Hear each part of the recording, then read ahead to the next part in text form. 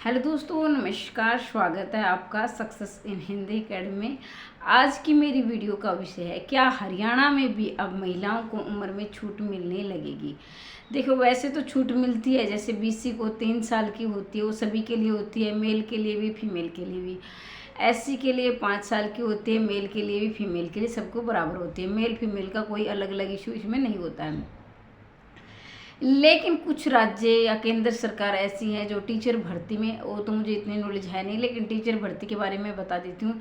जैसे ई मार्च में 10 साल की छूट मिलती है महिलाओं को, केवीएस में भी छूट मिलती है।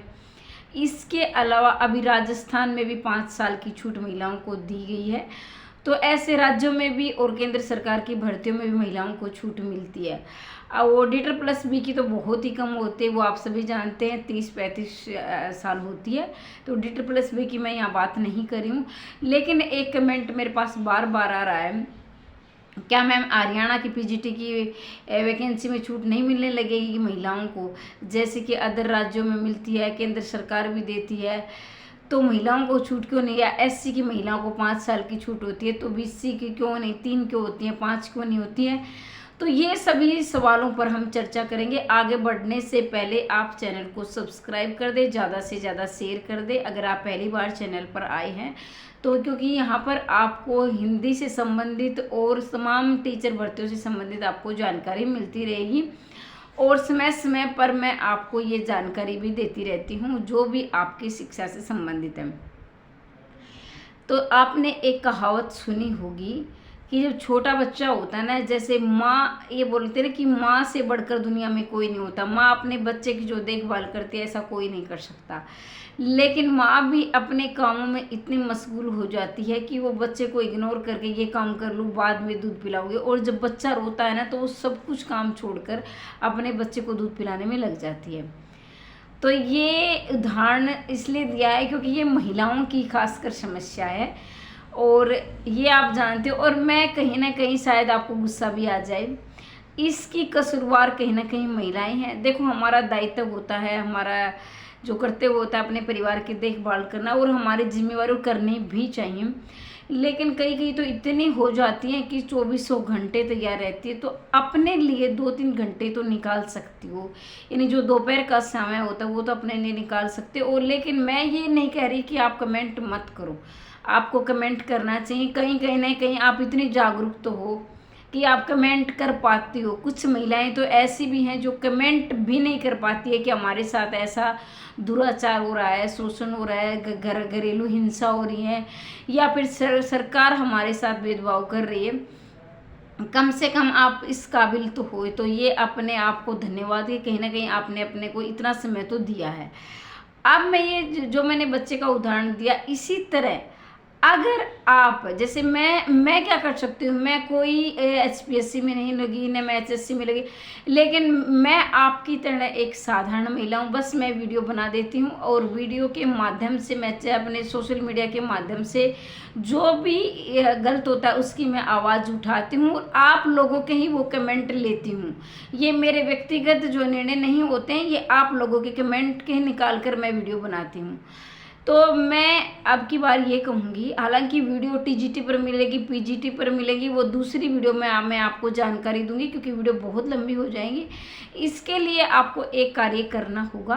पीजीटी के मैंने मतलब बहुत कम चांस, कम क्या मैं न के बराबर कहूँगी, 99 उम्र में छूट आपको नहीं मिलेगी। ये कटू सकते हैं और मैं बोलती भी हूँ, ये नहीं मैं आपको मिलेगी आप तैयारी करते रहो, मैं आपके झूठे मतलब ये नहीं कहूँगी। लेकिन हाँ, जब हमारे पास 1% भी चांस होता है तो हम प्रयास करते हैं।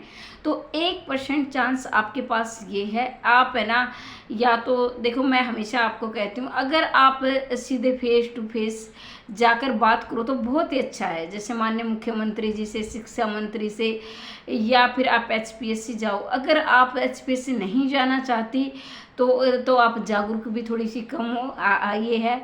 लेकिन अगर आप नहीं जाना चाहती तो दूसरा रास्ता ये, ज़्यादा से ज़्यादा आप मेल करो, ठीक है। आप जो भी राजनेता है, विपक्षी दल है, उनको मेल करो। मेल के माध्यम से भी आप अपनी बात पहुंचा सकते हो। मेल सबसे अच्छा जो है, घर बैठे तो मैं यही कहूँगी, वैसे अच्छा तो मैं उसको मानती हूँ जो कि आप फेस टू फेस जाकर बातें करो। लेकिन अगर आप नहीं जा पाती हो तो आप मेल करो ज़्यादा से ज़्यादा। और क्या है, सोशल मीडिया, जैसे कि मैंने आपकी वीडियो बनाई यूट्यूब के माध्यम से, ऐसे सोशल मीडिया पर ज़्यादा से ज़्यादा वीडियो बने, फिर आप न्यूज़ में निकलवाओ तो आपको मिल सकती है। ऐसा मैं बिल्कुल नहीं कहूँगी ये काम नहीं हो सकता है, हर काम मुमकिन होता है। तो ये अपना प्रयास करो। लेकिन मैं ये भी कटु सत्य बोलूँगी, बिना प्रयास के आपको उम्र में छूट नहीं मिलने वाली है, बिल्कुल भी नहीं मिलेंगे। और अब की बार 99% मैं ये कहूँगी, 1% मैं इसलिए छोड़ सकती हूँ क्योंकि कुछ भी हो सकता है कि आप प्रयास करो तो मिल जाए। लेकिन 99% मैं आपको यही कहूँगी कि उम्र में छूट पीजीटी की भर्ती में नहीं मिलेगी। तो ज़्यादा से ज़्यादा मेल करें, यूट्यूब पे वीडियो बनाते हैं वो वीडियो बनाएं, न्यूज़ में निकलवाएं। और अगर आप पंचकूला जाकर अपनी बात रख सकते हो तो इससे बेहतर कुछ हो ही नहीं सकता। बहुत ये बताने की आवश्यकता नहीं है, आपकी उम्र निकल गई है तो आपको पता होगा कि हर 5 साल के बाद एक मौका मिलता है। अब दूसरा सवाल ये है कि असिस्टेंट प्रोफेसर की भर्ती में मिल गई तो पीजीटी में क्यों नहीं? क्योंकि भाई असिस्टेंट प्रोफेसर की भर्ती लंबे समय के बाद आई है, जबकि पीजीटी की भर्ती सरकार निकाल चुकी है 2 बार। चाहे वो आपके पद कम आए ज़्यादा आए, वो मैं अगली वीडियो पर बात करूंगी। तो मैं यही कहना चाहूँगी, आपको घर बैठे आपको उम्र में छूट नहीं मिलेगी। अपने अधिकारों के लिए लड़ो। छोटा बच्चा भी मैंने आपको उदाहरण दे दिया है कि जब तक उसको दूध माँ नहीं पिला, माँ ही उसके साथ अन्याय कर देती है, कहीं ना कहीं 15-20 मिनट या घंटा निकाल देती है, अपने कामों में लगी रहती है। तो फिर ये तो सरकार है, ये आपको क्यों देने वाली? बिना मांगे तो कुछ नहीं मिलता है। और वो भी हरियाणा में तो हिंदी का ऐसा बुरा हाल आप जानते हैं। और मैं ये हिंदी के नहीं, सभी विषयों की यहाँ बात कर रही हूँ, ठीक है। तो ये मैंने आपको बता दिया है। एक वीडियो में एक बात बार बार बोलना ठीक नहीं है, क्योंकि वो काफ़ी अभ्यर्थी बोर हो जाते हैं।